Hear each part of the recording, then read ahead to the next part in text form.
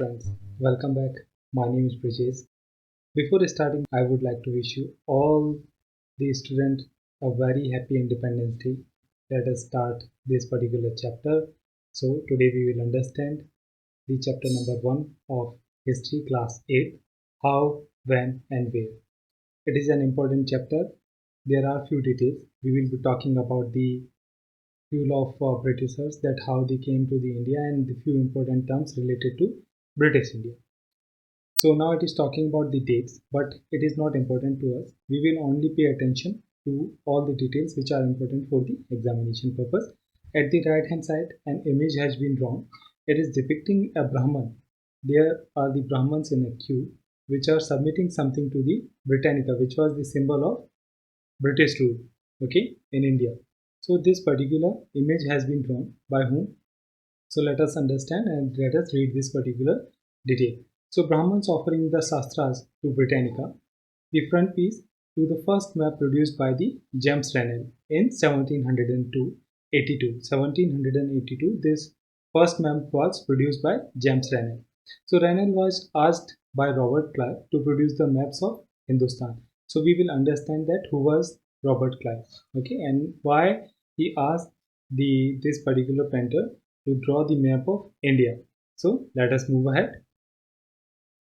Now it is providing all the detail that how they came to the India and how they started slowly uh, covered all these part and became the political leader, and how they intervened in the particular issues of India. Okay, from came as the traders and became the ruler of the India. Okay, but all these details which it has provided, it is narrating some sort of a story which is not important for us. Let us move ahead. Now talking about what dates, about little bit of the history and how the different uh, viceroys and the lords were made, and who were the different viceroys and the lords. The first governor general was Warren Hastings. So always remember this, because a straightforward question can be asked that who was the first governor general of India. It was Warren Hastings. And it was ended, who was the last viceroy? Lord Mountbatten. So because what happened that the title kept on changing, but the role, the assigned role, more or less were similar. Okay, so first initial, this particular position was named as the governor, and the last viceroy of the India was Lord Mountbatten. Okay, so whatever the important points which are relevant for the examination, we are only going to cover them, since it is not providing any relevant information for the examination. It is providing just the story type of the things which is more important for us. Okay, because these books have been written in such a manner that the small kids could understand, but since we already understood a base, now we are trying to build the base for the modern India in this particular chapter. So the important aspects of the modern India we will understand only those, because different names have been given such as the Hastings, Wellesley, Bentinck, Dalhousie. But when we will not understand the time periods of all these lords or the viceroys who came to the India, then how and what type of development happened in their rule, it would be tough to understand or imagine that how and what type of trouble we as an Indian we have to face in the reign of British India. So let us understand and move ahead. So here Warren Hastings became the first Governor General of India in 1773. So remember the date. That what was the date? It was 1773. Okay. So it has also depicted an image, but it is of no use for us. So how do we periodized? So in 1870, James Mill, a Scottish economist and political philosopher, they published a massive three-volume work, History of British India. So remember the name of the book. Name of the book is A History of British India. And who was the author of this particular book? It was James Mill, and he produced it in 1870. Okay, primarily he was Scottish economist. So he divided the Indian history into three periods: Hindu, Muslim, and British. So what was the rationale behind this division? That the British thought that prior to the Muslim rule, since the Turkish dynasty established in India somewhere around the 13th century, which we have already seen in the previous chapters. Okay, and prior to that there was Hindi rule, and after the Mughal rule there was British rules. That how British came to India and how they became the masters of the Indian lands. So he divided it into the Hindu, Muslim, and British history. Okay, but this is not an appropriate way, because we cannot say that there was only the rule of Muslims, there was only rule of British, or there was only rule of Hindus, because different diversities or different cultures have always ruled the different part of the India.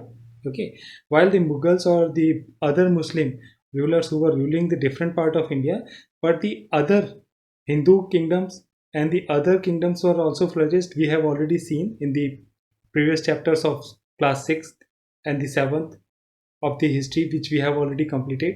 Okay, so if you have not gone through all those chapters, then I have created the separate playlist. You can go ahead and watch and try to understand that how the gradual development took place. Okay, so let us move ahead, and what are the accepted periodization, we will understand it.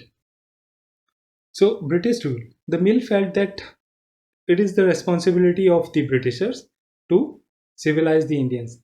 According to them, Indians were not civilized. Why they used to feel it? Because our culture was very different from the British culture, hence they used to think that the Indians are not civilized. Okay, so British rule mill felt that could be civilized India. To do this, it was necessary to introduce the European manners, arts, institution, and laws in India, because India was following its own rules and regulations.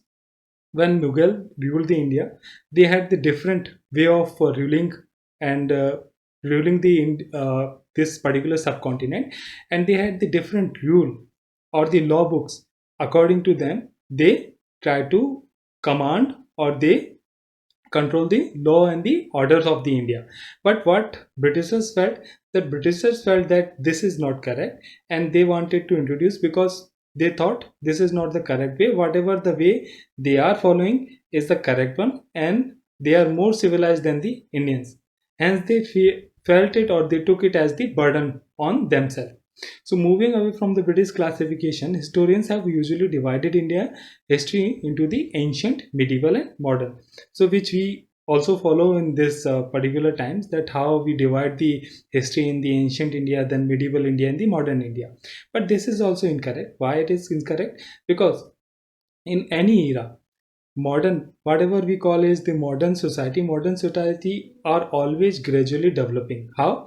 That we have already seen that in the ancient time, when we were talking about the Chalcolithic period and the other different period, Paleolithic, Chalcolithic. Okay, so then we were also talking about the microlith, that how the people from the uh, lower Paleolithic time, that when they started to understand and gradually develop, for them it was a modern activity. They started to develop the tools which were more scientifically good as per their requirement, and they started become agile, and they produce the polished tool. So understand that here also, in that time also, the modernity was taking place. So gradual development of any society is called as the modern. So modern is a concept of, in that particular time, that what type of developments is taking in the society and how the society is progressing, it is called as the develop.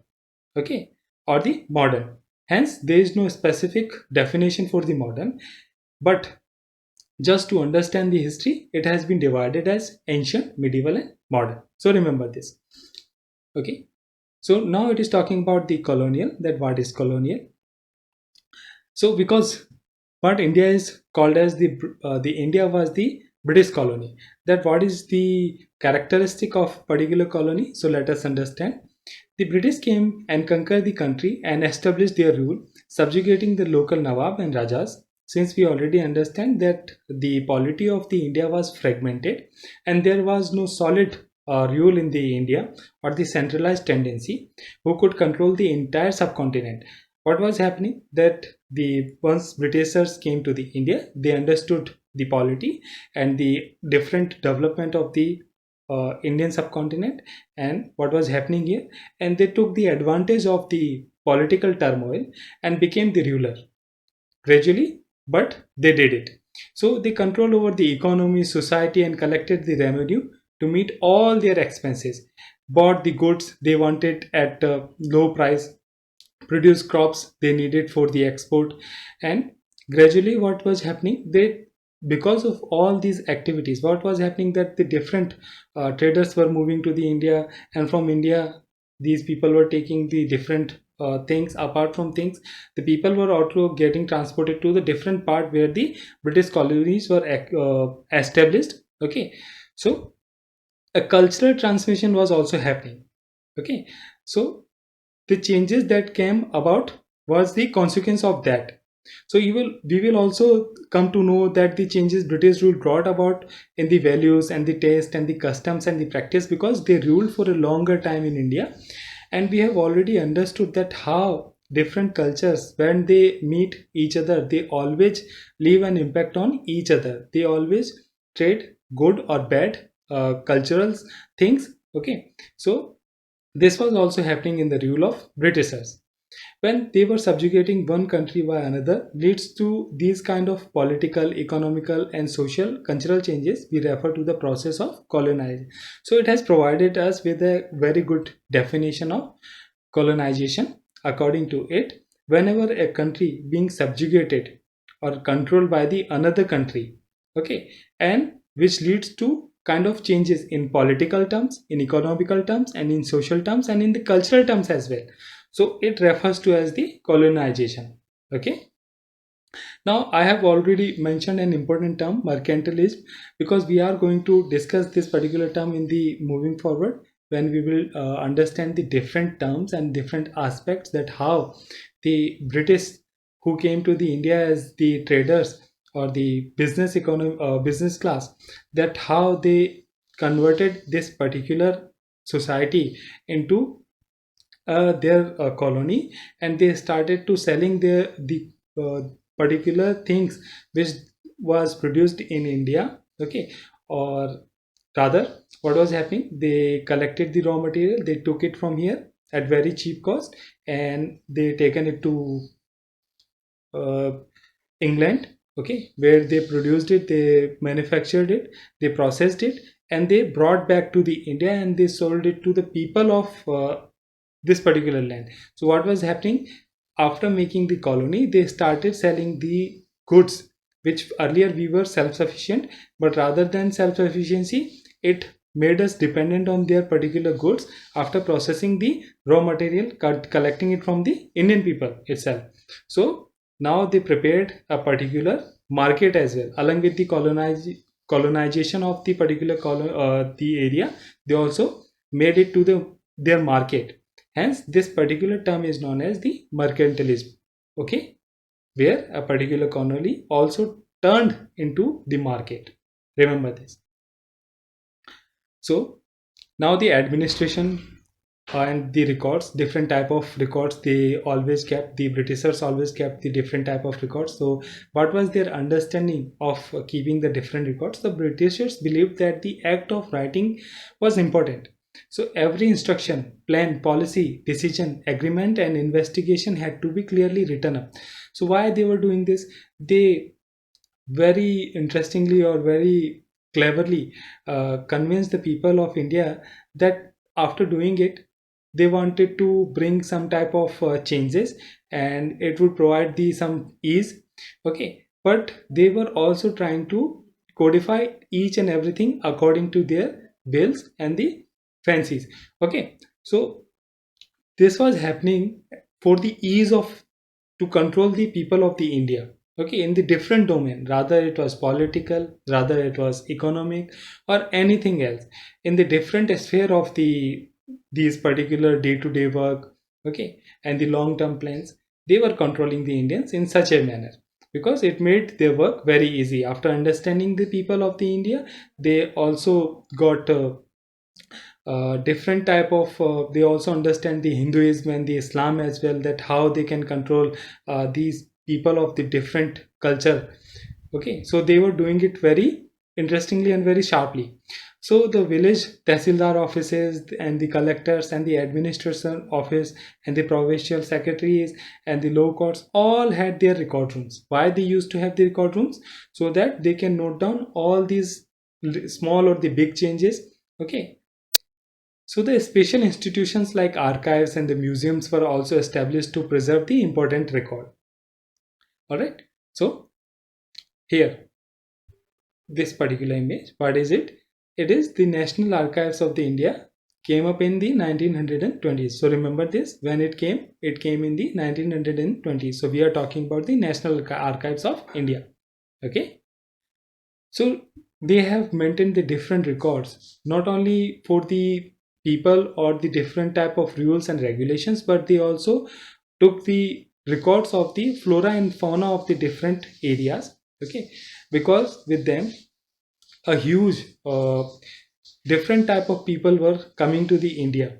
Okay, along with them the scientists were also there. So the historians were also there, the artists were also there. Okay, so according to their interest as well, what they did, they collected the different records of India. So from the end of the 19th century, the census operations were held every 10 years. It is important. So when we will understand and we will go into the depth, so we will understand the year as well, that how it started, who got it started, why the census activities was really important for the Britishers.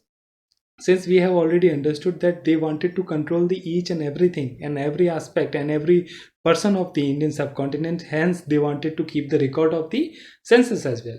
So they prepared the detailed record of the number of people in the all the province of India, noting information on caste, religion and occupation. That why they did, we have already understood, because of the they wanted to make things easy for themselves for ruling the India for the longer terms. That is why they were doing this. Okay, so there were many other surveys such as botanical surveys, zoological surveys, archaeological surveys, anthropological surveys, forest surveys. Okay, so now it is telling that what the official records do not tell. So we understand that all these details, whatever they wanted to or the officials wanted to show to the different part of the world or to the different officers, they already were recording only those things. They were not recording the atrocities which were committed by them. Okay, so this is a very interesting fact about them, that how shrewd they were. So these were the tactics or these were the things which they tried to do. So we have already understood, because they here the different images has been depicted and the stories are related to the rebels of 1857. So but we will understand all these different things in upcoming chapters. Hence I am not touching these points as of now, because it will become more complex and we will try to understand gradually as we will move ahead on the different portion of this particular section or this particular book. Okay, so just remember that who was the first Governor General of India when he became the Governor General, and we have understood the different important terms. Try to remember that, and I will see you in the next chapter. If you have not subscribed the channel, then please like and subscribe and share these initiatives with your friends and fellow aspirants. Jai Hind.